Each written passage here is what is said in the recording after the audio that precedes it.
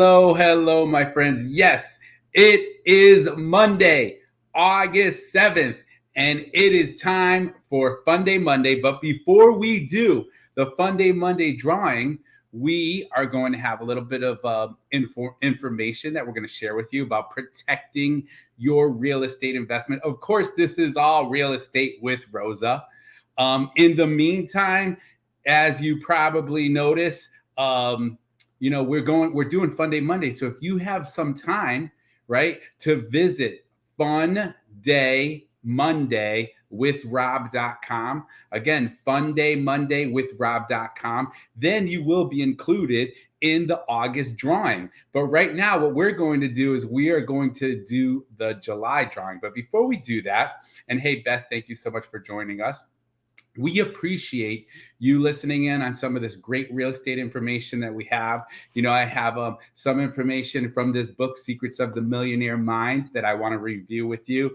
I have some awesome information from our realtors.com and our realtor association that I want to share with you. So I got a lot of great stuff. I got some stuff. Hey, Debbie, thank you so much for joining us. So what we're going to ask you to do right from the start is, please, my friends, share with your friends, share with someone who is maybe thinking about buying a home, maybe thinking about selling a home. Maybe they need help with credit repair. Maybe they need help with the real estate pre-licensing classes. Tommy, Kenny, thank you so much for joining us. We appreciate that. And the more you share with people, the more we'll be able to get the word out that, hey, we're going over some excellent information. We appreciate likes, we appreciate shares, and we appreciate the opportunity to be of help, to be of value to you during this time period, right? And so at the same time, I have quite a few different feeds that we have going out here with different social media. So we're going to do our best that if you leave a question, hey, Vilma, hey, Jonathan, thank you so much for joining us. If you leave a question in the comments, I want to be able to see those and hopefully get back to you as soon as I can with that particular info. All right. So we're excited to be able to give you that information and help you out every step of the way. Hey, Davis, thank you so much for joining us and so forth as well. So first of all, let's go over some information about, what's going on with the marketplace. So here's the story, my friends. Let's talk about it from a national standpoint. From a national standpoint, we're going to have to talk about, we're still in June numbers. I haven't gotten July numbers, but we were averaging somewhere between 400,000 to 500,000 listings, right? 400,000 to 500,000 homes on the market during the month of June. Okay. They say, meaning the real estate experts, right, that in order to have a balanced market, and when we mean balanced, we're talking about buyers and sellers having about the same power, not having too much leverage. We probably need closer to 1.5 million listings. We have 400,000. We need about 1.5 million. All right. So the inventory is still an issue, right? And that's what's affecting that supply. That's what is affecting affordability, because we know that when we don't have enough inventory, even though maybe this increase in the interest rates did change things slowly, right, and is cooling things down slowly, right, the affordability of homes is still a little bit difficult for many people. Okay. So to that point, right now is the time, and I want to share this information with you, right? Right now is the time that for investors specifically, and this is an article that's right from Lawrence Yun, right? He is the chief economist of the National Association of Realtors. Right now is a great time for investors to unload their home. Absentee owners, well, guess what, absentee owners? You're dealing with a lot of risk, right? You're dealing with a lot of issues that come up. So right now, might be that time for you to unload that property. Hey, Sunny. Hey, Natural. Hey, Morning Cloud. Thank you so much for joining us. So we know that real estate investors have done very well the last few years. Rents have risen and home appreciation has been quite exceptional. Now, of course, it's not all rainbows and sunshine, because we know that also insurance has gone up big time, right? Taxes have gone up big time. But in the past 3 years, the typical rental rate and typical home price have soared by 16.4%, right? Typical rental rate soared by 16.4%. Typical home price, 35.5%. How much longer are you going to wait? I mean, over the past 5 years, rental rates have gone up 24.9%. That's almost 25% over the last 5 years. And home prices have gone up about 50.8%. I mean, that's pretty darn impressive. So, and these returns, they were happening or occurring at a time when it was low cost financing, when the interest rates were really pretty low. Tony, me, Pablo, Zeke, LaFour, thank you so much for joining us. And again, anyone who has any questions or comments, please make sure you put them in, because we'd love to be able to answer them. So we're talking about right now being a great time for investors to unload. Now is the time for them to sell. Home prices are already starting maybe just a little bit to retreat in some markets, not necessarily right now in Connecticut yet, but we don't have the July numbers yet. So we don't know, right? We still got to take a look at the July numbers. Have some sparkling water with watermelon flavors, pretty good. Okay, so there are 44 million renter households. Half live in mid-sized to large apartment buildings. So there's 44 million renter households in the United States, okay? And although a lot of these apartments are not necessarily competitive as a single-family rental, there's a 40-year high in multi-family construction. So we know everywhere we look, and I appreciate your questions and your comments and so forth. We know, at least here in Connecticut, everywhere we look, oh, we're building luxury apartments. Well, you know, they're building luxury apartments because those developers make money on luxury apartments. Okay. They are able to have a cash flow coming to them for years and years and years. And I appreciate your likes, Violet, Jacob. Hey, Jacob had a question for us. So we got our first question of the day. Why is the wine upside down? So Jacob, what we want to do is we want to try to do everything we can to not let that vino spoil, right? In order for that vino not to spoil, that cork needs to stay just a little bit wet, right? And it needs to stop any airflow from coming into the bottle. So that's why it's upside down. And I appreciate your question. All right. So that's good stuff, though. All right. Appreciate that. So what we're talking about is that rental growths are already starting to change, right? Because it's still rising just a little bit, but there's more building of apartment buildings pretty darn quick. That's where their home builders are making their profits, right? That's where they have large companies that are on the maybe the stock exchange, and they get investors and so forth. That's where they make their long-term money. Okay. Whereas when it comes to like existing homes, the inventory is still remaining slow. We need a lot more homes on the market when it comes to regular residential existing homes on the market. Okay. So this is the time for investors to take advantage of the rental rates, right? And all the money that you've collected for that, because we know in a lot of cases, the rental market is pretty darn tough, right? And those home prices have gone up. So if you have been thinking for a while, oh my gosh, you know what? I've owned this property. I got to spend time. I have to go to court. I have to do evictions. I have to deal with leasing. I want to be done with it. I've made my money. Hey, Sabrina, IKEA, Corey, thank you so much. I've made my money in real estate. Well, now might be that time to take a moment and put it on the market, even if you only want to go fishing for a while. Maybe you want to see, well, what can I really get for this property? Well, now might be that time when you can do that. All right. At the same time, now is a great time before we go on to our next topic, which is about protecting your investment. Now might be a great time for you to actually go to Funday, Funday, mondaywithrob.com. All one word. Funday, mondaywithrob.com, because pretty soon we're going to get ready to do the drawing.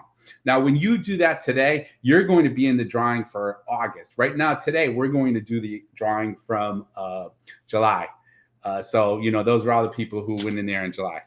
All right. So what we talked a lot about today was, okay, first of all, it's a great time for investors. Now might be that time that you are going to want to take it to the next step and be able to get that money back that you've put into the house. So now what I'd like to do is I'd like to talk a little bit about the wonderful world of protecting your investment.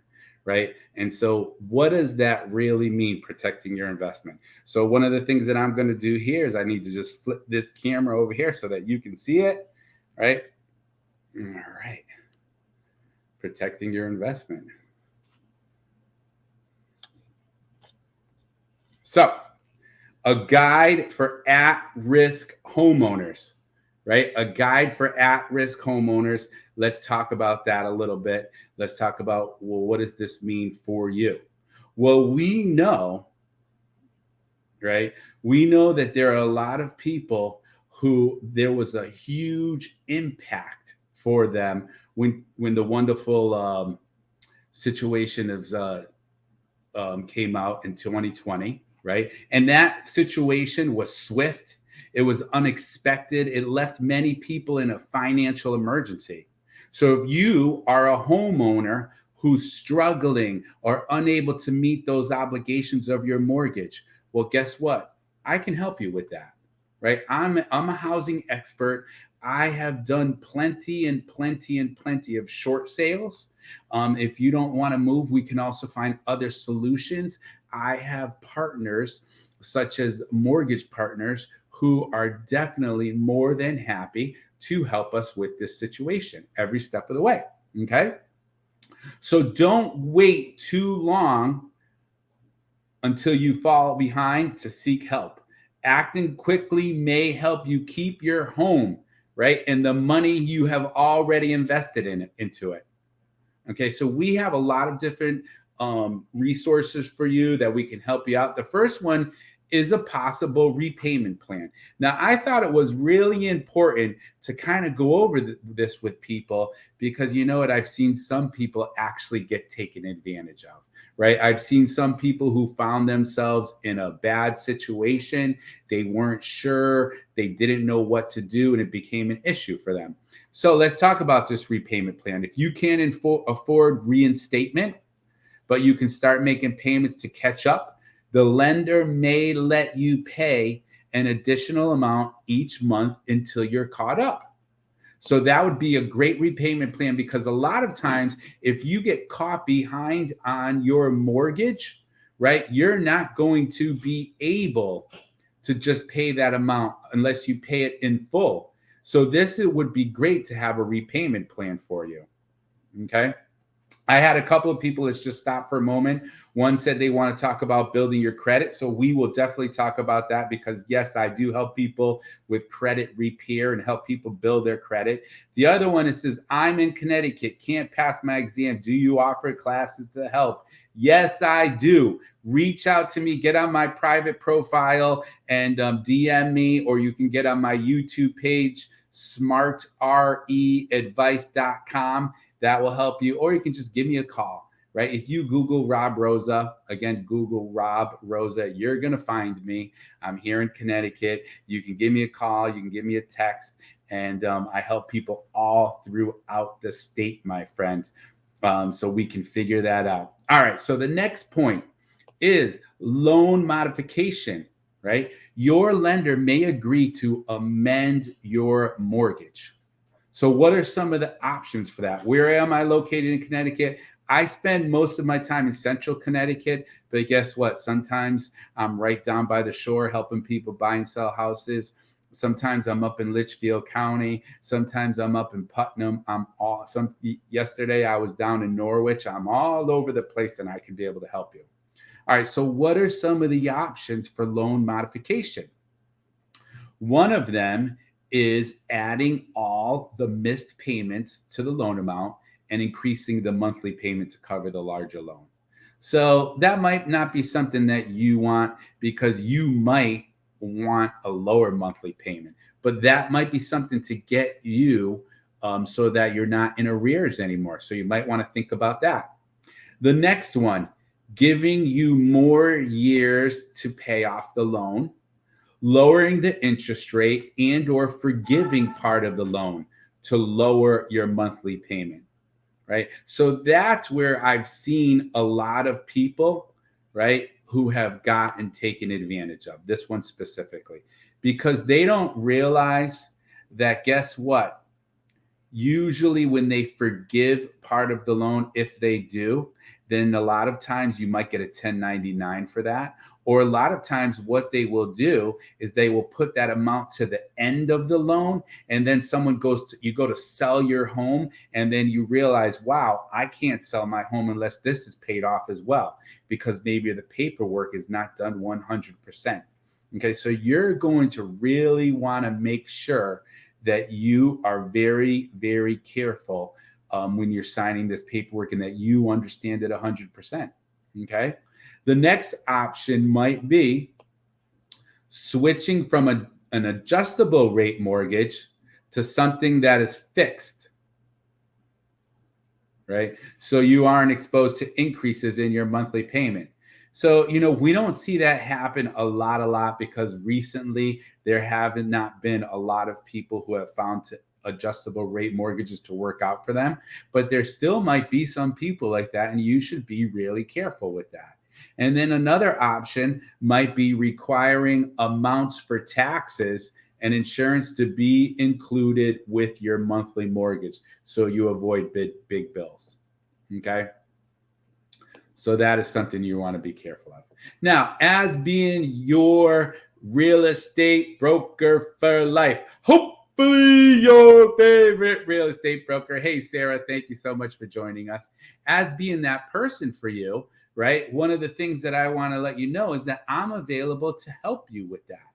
So talking to your lender or loan servicer, I can get involved with you in order to talk with that person, right?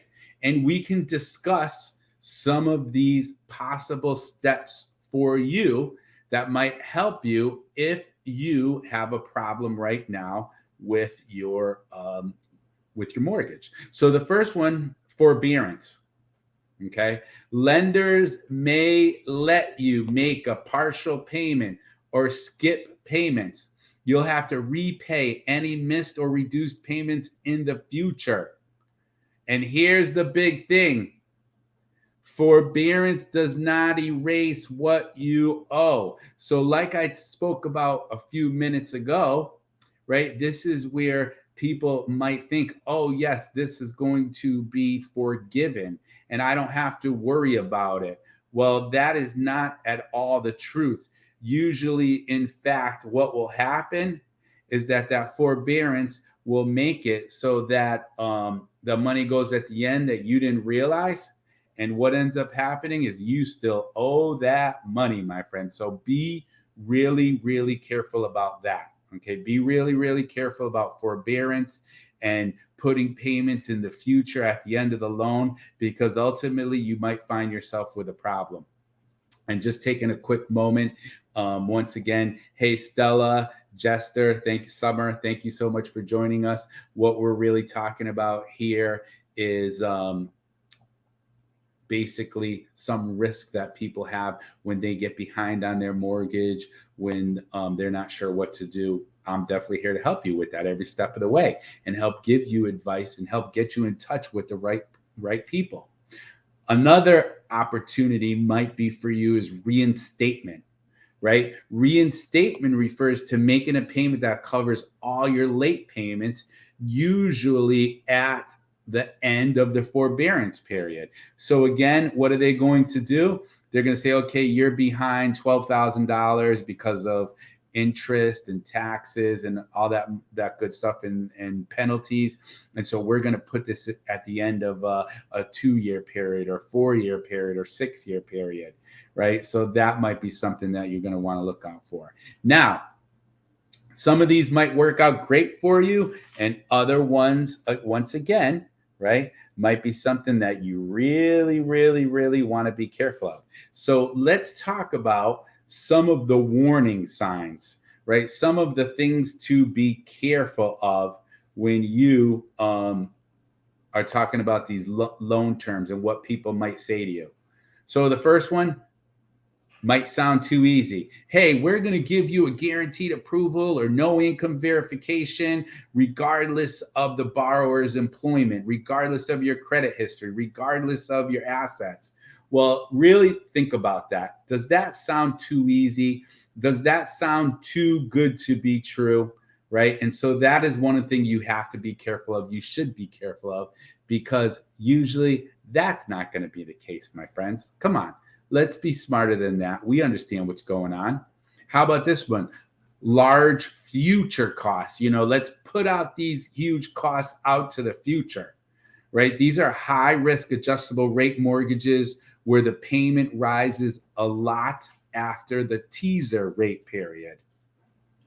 It's seldom appropriate for families who have already had problems. So that you don't want to get something that's just going to help you out temporarily, right? You don't want to get something where it's just going to help you out for the next few months and you're not sure about it and it might actually hurt you in the long run. So just make sure that you are really careful about large future costs. Okay. How about barriers to refinancing? Maybe for some reason, we're talking about prepayment penalties that make it hard for a borrower to refinance in order to pay off a high cost loan by taking advantage of a low cost loan. So be careful about prepayment penalties. You shouldn't see that. How about no down payment loans? Right? No down payment loans. Yes, I help people buy homes with no down payment loans. I'm not going to lie to you, but these are usually programs that are basically administered, approved, guaranteed by the state. And ultimately, these are programs where, yes, I can help you buy a home with no money down, but the interest rates and the closing costs are usually going to be very, very competitive. And it definitely is much better than you renting. Who wants to just make someone else wealthier every month, right? When you could start building your own wealth. Okay. And then, of course, unethical document management, right? You want to make sure that you are reading what you are signing. Do not sign a blank document or a document dated before the date that you signed. You want to understand what you're signing. You ask as many questions as you need to. Hey, New Jay, Team Smile, Tissot, thank you so much for joining us. You want to make sure that you read, because I see people all the time pretty much just signing a document without even really looking at it. Okay. Now, realtors such as myself, if you don't know, being a real estate agent, I have to take ethics courses, right? I have a code of ethics that I abide by. And so when we talk about ethics, right, I want you to know, hey, I'm in the business of helping people. This is what I've been doing for over 20 years. And I want to help people, whether they want to become homeowners, whether they want to stop being an investor and they want to benefit from cashing out on their their properties, right? Whether they want to get into buying a business, I help people with that. Whether they want to help get their credit taken care of, I help people with that. So we are in the business of helping people, and we want to do everything we can to make sure you can afford to stay in that home when you buy one with us. One of the worst things that I see is that I help someone, we spent all kinds of time and energy, and we did everything they could to help get them in that home. And then 1, 2, 3 years later, they realize, hey, it's not something that they can handle. They went about it maybe the wrong way. Maybe they didn't use the right real estate agent, right? Maybe they did not use the right lender. So let's talk about a couple of those items. So first, if your current lender isn't willing or able to help, let's talk to another one. I can find you a responsible lender, right? Someone that we can trust. And I say we because we're in this together. Someone that we can trust, someone that's going to care about you, and someone that makes fair and affordable loans. Okay. So that's the next step. Now, some things you also have to be careful of is be careful about the wonderful world of, we see the commercials every day. We hear about it. We see the signs, right? Cash for houses, any situation. We buy houses for cash. Okay. Well, I'm not trying to disparage every one of those people. What I am trying to tell you is that almost always, how's that for you? Almost always, right? I can sell that property for more on the market, even as is. You can give me the keys. We go over the listing documents and walk away, and I can almost always sell that home just as fast and for more money than any investor coming along. Now, I might be getting a lot of investors mad at me right now by saying that. I might be getting some of these cash for houses people angry with me. But guess what? A lot of those are scams, and they bait homeowners with the promise of rescuing them because of the imminent foreclosure. Well, what? In most cases, like I said, you sell it as is, you walk out of that house and head down to North Carolina or wherever it is that you plan on moving to, and leave it up to me and my team. And we're going to be able to help you every step of the way with that, so that you don't have to feel like you're being taken advantage of. You're with a person who's going to be able to look out for you and care for you every step of the way. All right. And then lastly, one of the things we like talking to people about is that there are some counseling resources, right? There's HUD. You can call them up. And you can even basically, if you need to, I can get you in touch with a lender.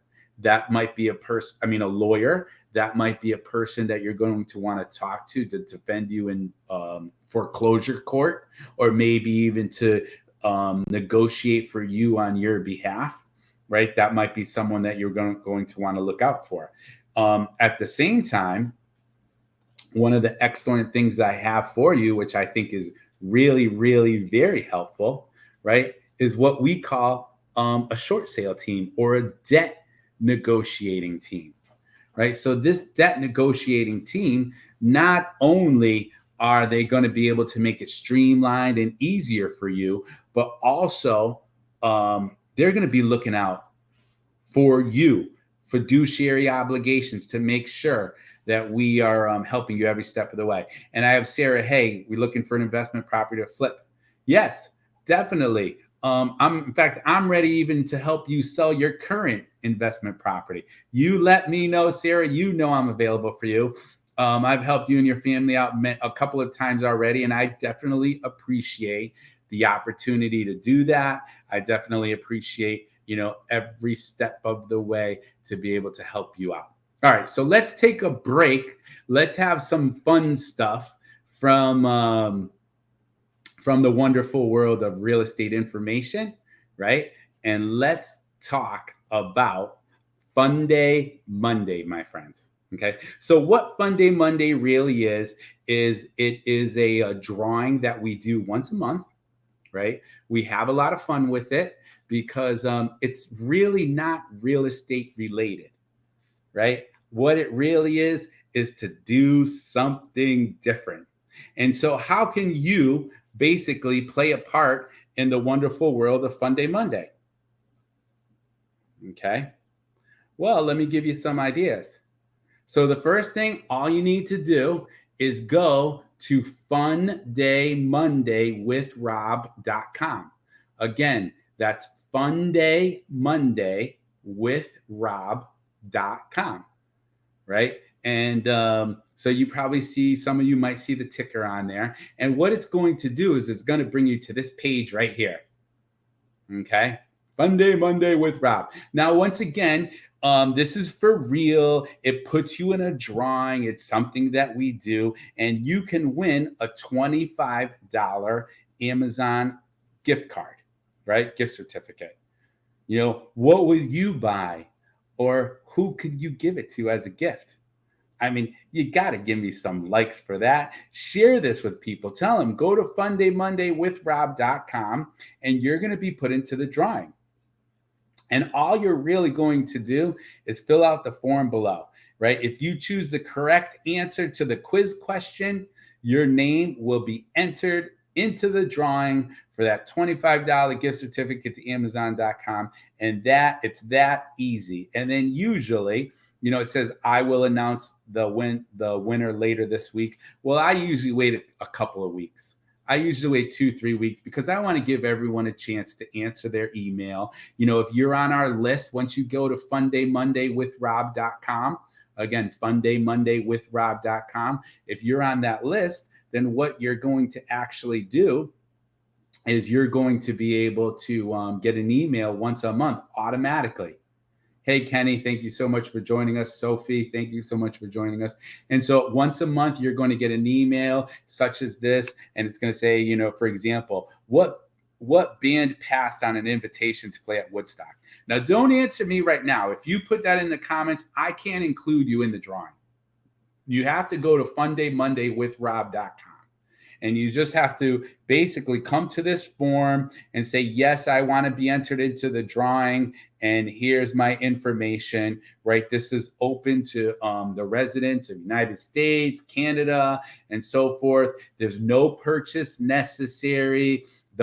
Any kind of purchase will not improve any odds of winning. So if you send me some kind of special gift, it doesn't mean that, you're going to be the person to win. All right. So and does anybody have any questions on fundaymondaywithrob.com? All right. So if you don't have any questions, then my friends, I have the exciting announcement to make. Well, what's that exciting announcement to make, Rob? What are you talking about? Yes, we are going to announce. All right, Sarah, I'm happy you did it. Who else did it? Anybody else did it? Right? So what we're going to do is we're going to announce July's winner. And I did the whole thing. I didn't do it in front of everybody because I got a lot going on here behind the scenes. You might realize it and you might not. Trying to keep this live going, right, with many different social media outlets and so forth. But we already picked the winner. And the winner for July Fun Day Monday with Rob is Jacqueline Carroll. So Jackie, she's a woman that I've known for a lot of years. There's no hanky-panky going on. You know, we just picked her name out of a hat. But she's a person that I've known for a lot of years. And she probably answered the Fun Day Monday question 17 times, just so you know, once a month. You know, she's been in there she's missed a few months here and there, but almost every month I see her in there. So Jackie, congratulations. You're going to get an email from me shortly and a phone call congratulating you. And it's going to have, the email is going to have the Amazon gift card for $25. So congratulations on that, Jackie. All right, my friends. So now we're not done yet. we still have some real estate data. We still have plenty of real estate information to go over. So, what I wanted to go over next with you is particularly buying a property, buying a home, how to do it, what's the best way to do it, what's the way to close the deal. Because I can tell you right now, there's a lot of people out there that they're talking like it's impossible to buy a house. And one of the things that I can promise you is that it is not impossible to buy a house. Okay. It's not impossible at all to buy a house. Basically, we're having closings every single week. Okay. But what does it come down to?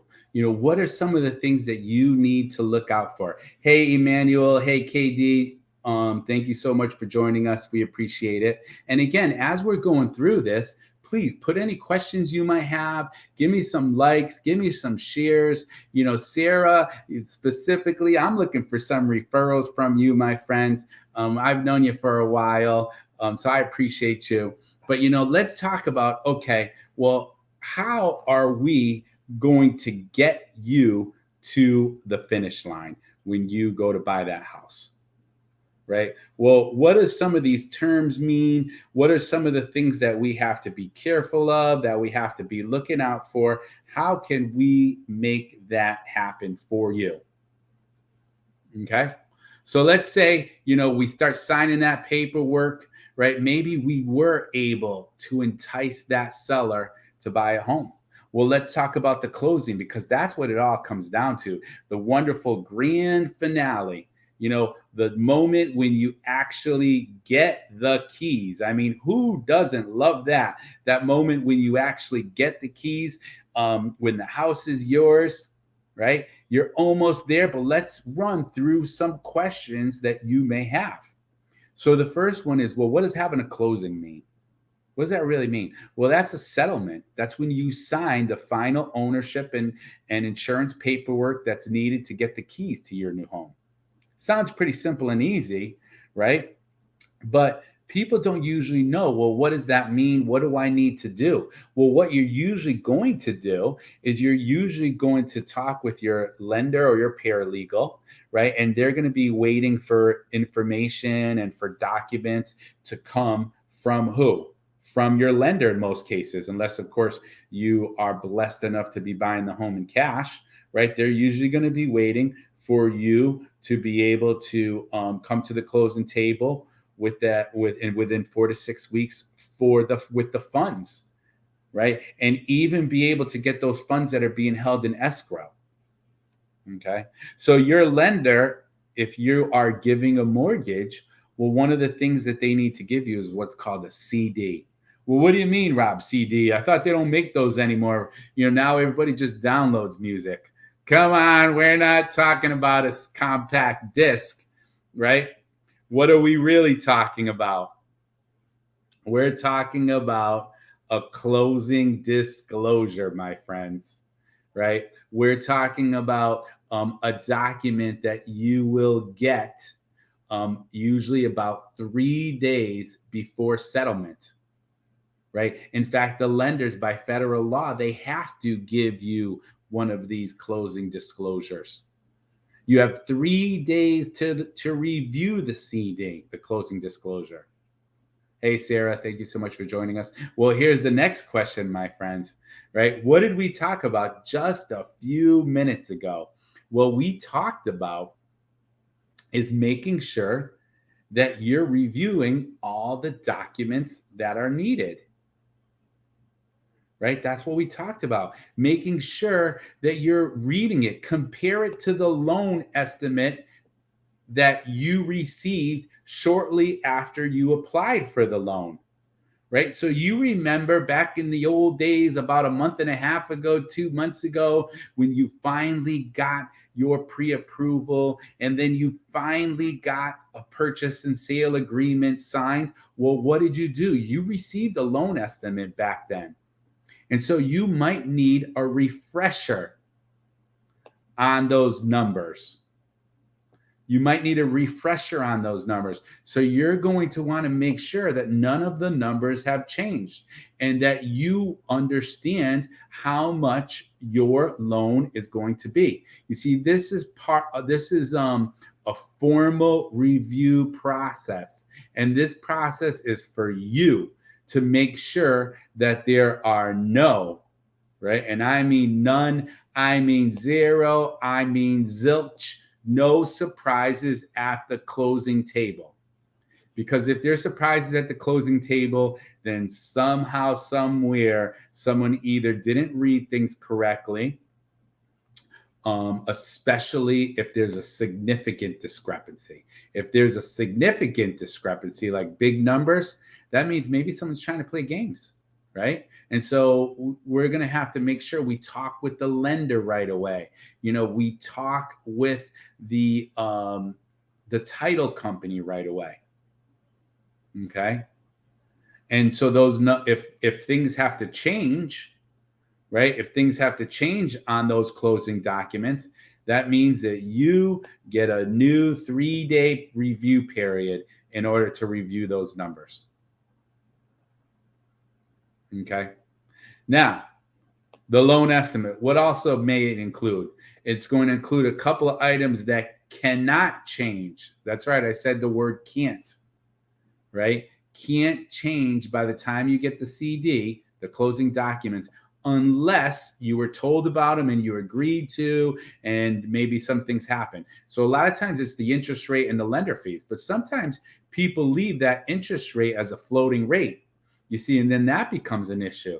And they were like, oh, well, I thought I was going to get this rate. Yeah, but if you were told that like 4 months ago, before you were even had a home under deposit, then you're probably not going to get that same rate, right? You're probably not going to get that same rate. There's also some items that can change by only 10%. And those might be like local government recording fees. Those might be things like title insurance and so forth. And then there's also other things that can change without a limit, like prepaid interest, because we're not sure on what's the exact day that you're going to be able to close. Okay. So let's also talk about the wonderful world of the final walkthrough. Okay. So every now and then I get a buyer who, they're very analytical person. They're on top of everything. And they're saying to me, hey, listen, can we do the final walkthrough a couple of days before in case there's a problem? And I tell them no. And most people, they're not used to people saying no, especially when they're the client, especially when they're the customer. They're like, what do you mean by no? No means no, right? Aren't we taught that? No means no. Well, the point is I say, listen, the reason why I say no, that we're not going to do the final walkthrough a couple of days before, is because I want to do the final walkthrough right before the closing. I want to make sure that there is nothing wrong with the house, that some teenagers did not break into the house and put a bunch of graffiti, that people didn't go into the home and rip out copper or rip out wiring and so forth. And I want to make sure we do that right before you, as the buyer, as my client, as someone that I'm looking out for, as someone that I care about, right? I want to make sure that you have seen the house and see what's going on with the home right up until the closing documents are signed. So during this walkthrough, we're going to double check that everything in the house is in good working order, right? I love to walk through the house, not to say I'm an inspector, but I turn on all the water faucets. I check for leaks under the sinks. I flush the toilets. I open up doors. I close doors. The worst thing to me, I'm going to turn on the central air. I'm going to turn on the heat, because the worst thing to me is after you sign all those documents, I don't want you to just be driving home and then go to use the toilet after having a long day and moving furniture, and you want to maybe wash up a little bit or use the toilet, and then it doesn't flush or it leaks all over the place. I mean, I can't control everything in a real estate closing, but I'm trying to make sure, right, that if we negotiated any items during the inspection period, that those things are done, that you have copies of those receipts of things that were done, right? We want to make sure that that is in place. And we want to make sure that when you go to that closing table, you are feeling good, right? Once in a great while, worst case scenario, maybe we have to delay the closing to resolve problems, or maybe we have to ask the seller to put money in escrow to make sure that those things are done. But most of the time, we can resolve these problems for you to make sure that you're happy, to make sure there's no big problems going on, right? Hey, nice try, Georgie, Thiago. Thank you so much for joining us. We appreciate you all. And again, I appreciate anybody who will share this live feed and who will give us some likes. We definitely appreciate that. Now, who's invited to the closing? Take a quick sip here. And I will tell you, it depends.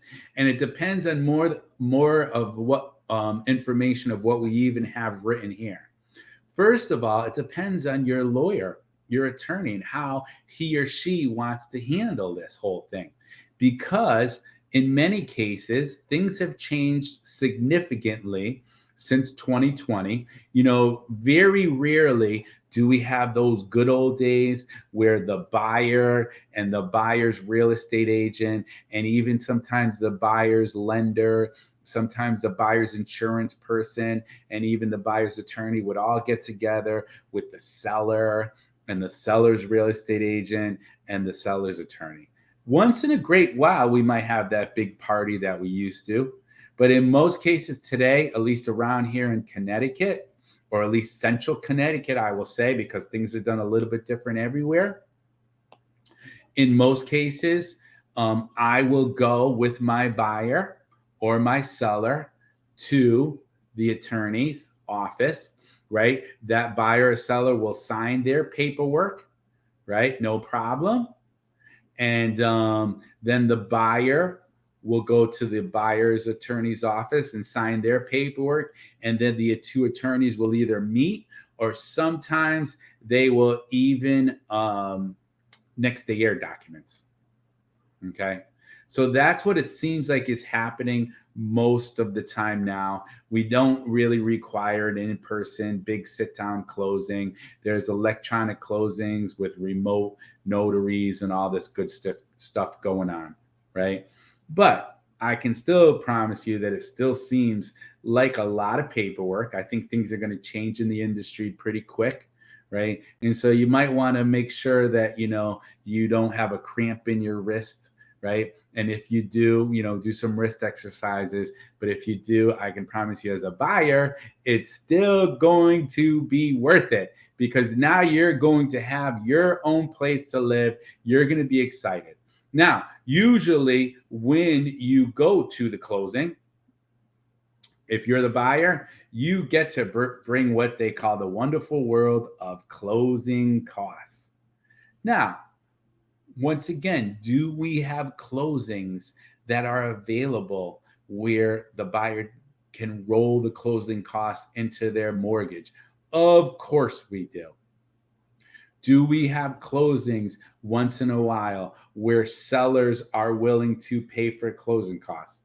A little bit, not a lot here in Connecticut still. It used to be that way, but as we all know, the sellers right now, they have that leverage, right? They have that power. So we don't see a lot of that, right? But one of the things that you as the buyer should be on the lookout for, and that we try to help you with, is unexpected costs at closing. Now, I would tell you that if you have a great lender, like some of the lenders that I am familiar with, that I work with, that trust me, that I trust them. In fact, you know, one of the things I was thinking about early this morning is what a compliment it is when you're a real estate agent and you have a lender call you up to sell their home. And that's one of the things that's happened with me. I have a new listing on the market. And the reason why I do have the new listing on the market is because this agent, meaning this loan officer, called me up and said, Rob, I watch you. We've done a lot of business together. I see how you do things, and I need you to sell my home for me. I mean, to me, that's kind of a beautiful thing that I'm very, very appreciative of. And, that lender knows who he is. And so I want to say thank you for that, because I do put a lot of effort when it's time to sell a property, when it's time to help someone buy a property. I put a lot of effort into trying to make sure that I'm going to be able to help out that person to the most of my ability. So even when we talk about someone who's buying, hopefully you're not going to be surprised, because we want that lender to be able to explain things to you. And we know that there's, that as a buyer, you're definitely taking on the lion's share of the closing costs, but they're your closing costs. I mean, if you buy a home in cash, you're going to have less closing costs. But if you're getting a mortgage, right, you can generally expect your closing costs to be about 3 to 4% of the home sales price. It's as simple as that. And I would say probably even a little bit more. So if we're talking about a $300,000 home, I would tell you, depending on the town here in Connecticut, you're talking a $300,000 home, you're talking about $12,000 in closing costs. So remember, that's not including the down payment. Right? The down payment, most people, they're going to either get no money down or 3.5% down, or they'll decide to do 5% down or 10% down. That's money that you're putting as a down payment that's not going to go towards your mortgage principal, how much money you're actually borrowing. These closing costs, like this $12,000, right? We're going to go over in a few minutes the breakdown. Now, when it comes to a seller, we're usually talking closing costs about 1 to 3% of the sales price. So you do not want to be that buyer who tries to calculate the closing costs on your own. Get a lender that you feel comfortable with, maybe someone that I've referred you to that I feel comfortable with, and we'll help you out every step of the way. So once again, we can stop making that idea that you're going to be surprised all the time. Now, here's when we talk about the closing costs, here's kind of the basics of them, right? There might be a commission that you're going to pay. Most of the time, we're not seeing that for buyers, but once in a while, we might see a little bit of a commission. And I can tell you that I feel the industry is changing in this way, where maybe more buyers are going to end up paying commission, right? That is just the way the market is moving, where more buyers are probably going to end up paying commission. And you can thank the government for that, because right now what they're doing is they're having a lot of discussions with the National Association of Realtors, and are there monopolies, and are there antitrust laws being violated or not? Okay, so that's why it might seem like more buyers are going to start paying commission. Okay, there's a loan application fee that many lenders will charge. Many lenders will charge an origination fee, so that person who's processing your loan can get paid, right? There might be an appraisal fee. So in Connecticut, most of the time for a single family home, it's usually about $500. Is there a law or rule for that? No. But I usually see about $500. When it comes to multifamily, like duplexes or 3 or 4 family homes, might be closer to $600 or $700. And then it's only going to go up from there, the larger the properties. Okay. There could be a fee for pulling your credit report. There could be a fee for the lender's costs for the underwriting in order to do the research, or whether you can approve the loan, get approved for the loan. There could be a title search fee. There could be property taxes that you have to pay. Maybe you have to pay them in advance, right? There could be insurance that you have to pay in advance. There could be, if you're not closing at the very end of the month, if you're closing in the middle of the month or in the beginning of the month, you're going to have a significant amount of prepaid interest. So that's where we talk about all these different things that are paid in advance or in arrears. Okay. So those might be things you want to talk about.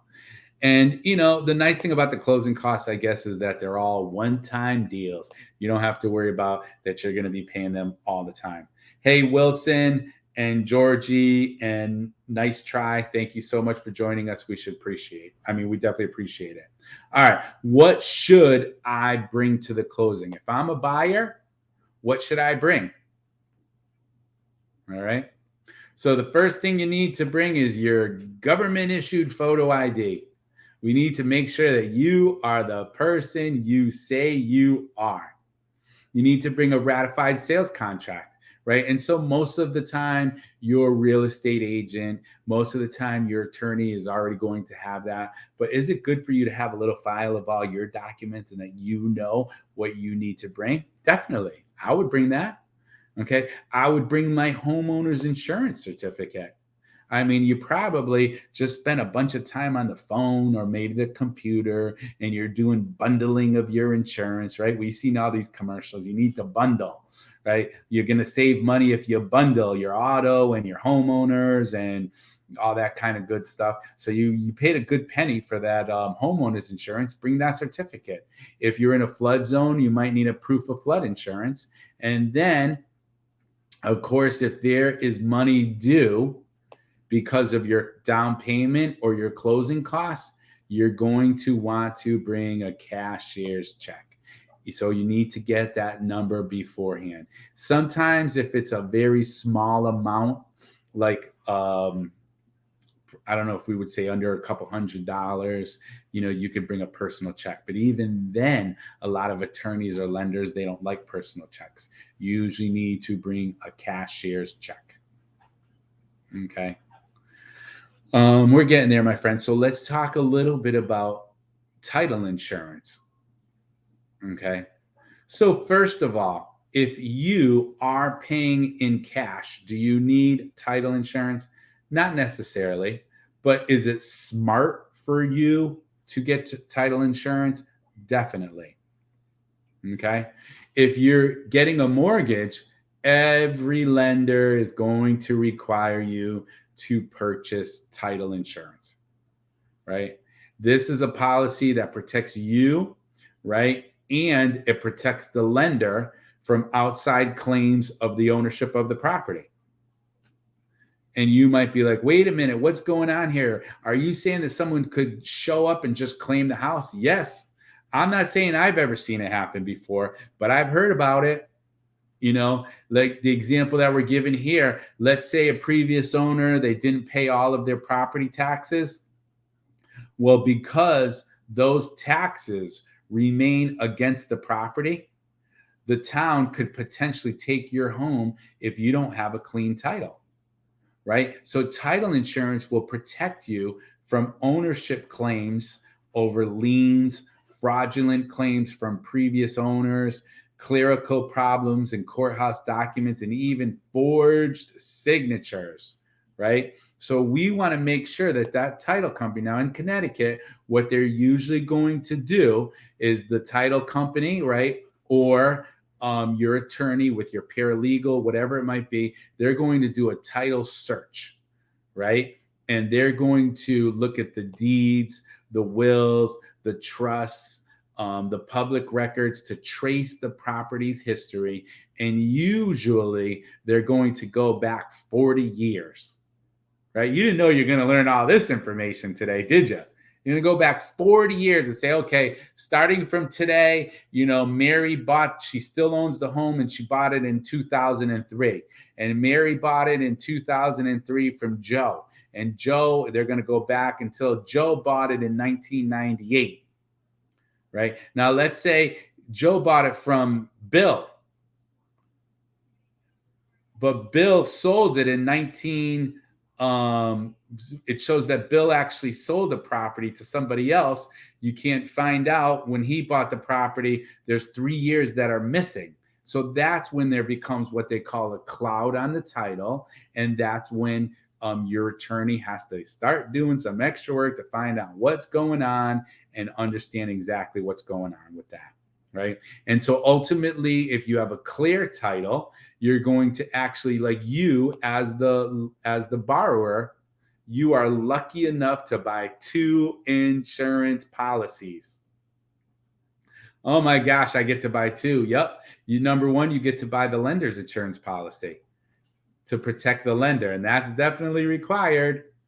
Number 2, you get to buy your new owner, you're the new owner's title insurance, and that protects you, right? It's optional, but recommended. Why? Because it covers your interest in the property. If the insurance company loses a battle over the title in the future, but you purchased owner's title insurance, you will be fully protected. It will also cover your legal fees if you have to defend your ownership rights in court. So you can see that there's a lot going on for that. It usually will be, $1,000 to $1,500 and so forth. And we're going to make sure that that is taken care of, especially here in Connecticut, because we are going to get a lender for you and an attorney for you that you can trust, or you can choose your own. But of course, if you want to be in touch with the right people, I can definitely give you ideas on that. I can't be held responsible for their for their future performance. I can just tell you of what I've seen for past performance. Okay. If there's last minute issues, should you panic? Right? Well, at the very last minute, the lender is going to confirm your income, is going to confirm your credit, is going to confirm your debt. So if you decided at the last minute that you were going to quit your job, which we had somebody do that, right? We were in a real estate closing, and the paralegal walked in. I was with my seller, and we were with the buyer and so forth. And the paralegal walked in and told the attorney, "Excuse me, but you have to cancel the closing." And he's like, "I'm not canceling closing. Can't you see I'm in the middle of things?" And she's like, "Well, I have the bank on the phone. They want to talk to you, and they told me to tell you to cancel the closing immediately." So he walked out, right? The attorney walked out of the office, and 5-10 minutes later, he walked in and he looked at the buyer, right? The borrower, and said, "Well, we understand that you're no longer employed. Did you quit your job?" She's like, "Well, I went in my job this morning and gave them my 2-week notice because I have a new job that I'm starting in 2 weeks, and I want to spend these next 2 weeks moving into my new home." And he's like, "Well, technically right now, because you gave your notice just a couple of hours ago, you no longer have a job, which means that the mortgage company is no longer willing to give you your mortgage." And so, this woman, I found out, she actually took her a long time to buy another house. Okay. And so those are some of the things that can definitely happen. You want to make sure that you are not going out there and all of a sudden just going to Raymore and Flanagan because you wanted to buy new furniture, right? All of a sudden, hey, I'm going to buy some new furniture for my new home, and then come to find out that you can't even get the mortgage because you changed the scenario. You see, your credit changed, your lending changed, everything changed. So you want to be really, really careful of that. I even had a person that they did go out and buy a new car, and they started yelling at everybody in the room, like, "Well, I don't have a car. What am I supposed to do? Not have a car?" Well, that person, all they needed to do was wait another 48 hours because they bought the car on a Saturday, and Monday morning we were at the closing. And because that person bought that new car on Saturday, they no longer would get approved for that same mortgage. So be careful. Don't close accounts. Don't open accounts. Don't do anything like that at the last minute, especially when you're going to buy a property, because that is what's going to hurt you in the long run. All right. So here's where we're going to kind of wrap things up. But one of the things I want to go over with you now, I'm not making any money off of this, right? You can see this book is pretty much used up, right? But what this book is called is Secrets of the Millionaire Mind. And this is an awesome book by T. Harv Eker, right? Mastering the Inner Game of Wealth. Mastering the Inner Game of Wealth by T. Harv Eker. So if you have not read this book before, you are definitely going to want to do that. And I had a couple of different passages, that I really kind of love. And here we go. Here's one right here. This is what's called the wealth principle. Okay. Leaders earn a heck of a lot more money than followers. Now, we were always taught to be a leader. It doesn't mean that you have to be the best all the time. It doesn't mean that you can never be a follower, but you do have to think outside the pack. You have to make choices. You have to make decisions. You have to think about how you can motivate other people to be better so that you will be better as well. Okay. So basically, a leader believes in their value. That's why they make more money. They give more value to people. They help more people, right? They're in it to win it, to be able to think of someone else and provide a solution for them. Okay. So just as an example, right? Leaders earn a heck of a lot more money than followers, and that you have that opportunity right now today, that if you truly believe that you have what it takes to assist other people, it's your duty. It's your responsibility to go out and do that. Whatever it might be. It might be that you think that you can wash clothes better than anybody else, right? And that you know how to get these stains out. It might be that you are getting a cure for arthritis. It might be that you are helping people at the gym. It might be that you're helping people with electrician work, plumbing work. It might be that you're helping people get insurance. Whatever it is, take it and run with it, right? Don't sit back and let those gifts that God has blessed you with go to the side, right? Hey, Katie and Crazy Mella and Mamacita, thank you so much. And Baby Mama 6. I love some of these names, right? Thank you so much for joining us. We definitely appreciate it. And of course, we appreciate any likes and shares that you have. So I think that's where we're going to wrap it up for today. We went over why it's a great time for investors to unload. Then we talked about Jacqueline, right? Jackie C winning the Fun Day Monday. We talked about how you can be part of the Fun Day Monday raffle drawing. All you need to do is go to fundaymondaywithrob.com. We spoke about people who need to protect their investment, that maybe they're running behind on their mortgage, and what they need to do, what they should do, what they could do. And then we talked about things that you need to be aware of when you get through a real estate closing. And lastly, we talked about Secrets of the Millionaire Mind. So that's all I got for you today. This is Rob Rosa. Hopefully your favorite real estate broker. Signing out, my friends. I definitely wish you the best for everything. God bless you, and we'll talk to you soon. Bye.